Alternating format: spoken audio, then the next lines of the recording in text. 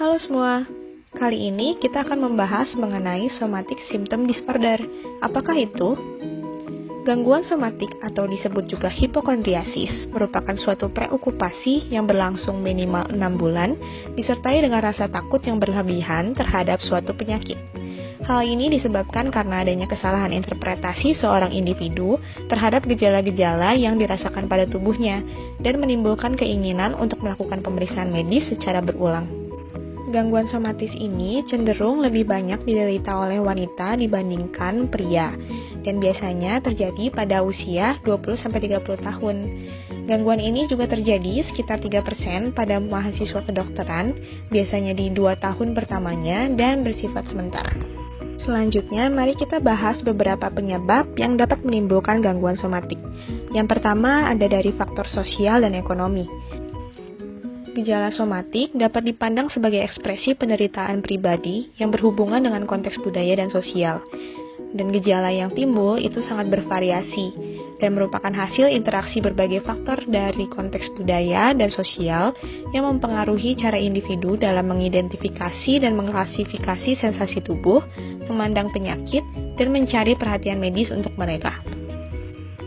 Faktor yang kedua adalah faktor biologis, di mana kelainan respon otonom dan proprioseptif dan masalah pada aksis hipofisis dan hipotalamus merupakan salah satu penyebab timbulnya gangguan somatis. Dan yang terakhir merupakan faktor psikologis yang sangat berperan penting dalam timbulnya gejala somatik.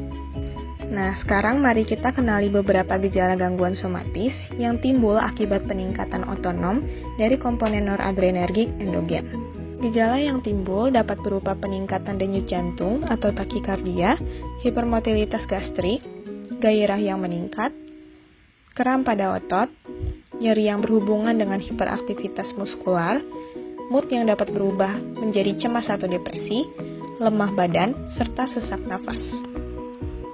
Gejala yang timbul ini dapat bervariasi, bisa ringan atau parah, dan dapat muncul satu gejala saja ataupun lebih. Untuk menegakkan diagnosis gangguan somatik, maka perlu dipenuhi kriteria diagnosis berdasarkan DSM-5. Yang pertama, ditemukan adanya satu atau lebih gejala somatik yang menyusahkan atau mengakibatkan gangguan pada kehidupan sehari-hari. Yang kedua, pikiran, perasaan, atau perilaku berlebihan yang terkait dengan gejala somatik atau masalah kesehatan terkait seperti yang ditunjukkan oleh sekurang-kurangnya salah satu dari berikut ini.